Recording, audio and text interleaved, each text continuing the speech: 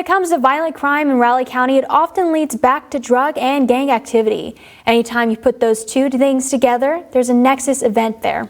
Sheriff James Canaday shared with Jillian Risberg what they're doing to combat it.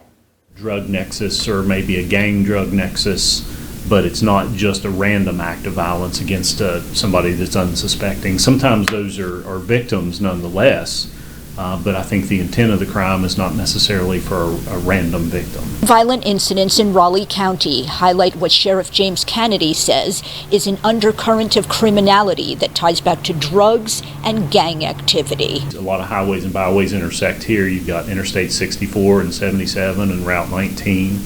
All come through Raleigh County. Sheriff says they've increased their presence with drug interdiction to try and intercept some of that strategically before it comes in and work with the drug task force. He says you can't get complacent. And with all the gun crime, they also work with the ATF on targeted enforcement of prohibited possessors of firearms. What that does is try to cut off some of this gun violence at the source from folks that shouldn't even be having guns to begin with, get them out of their hands and get them in jail. Most of the crime in Raleigh County has that drug link. Either somebody is stealing a catalytic converter to take money and buy drugs, or they're breaking into somebody's house to get property to sell to buy drugs.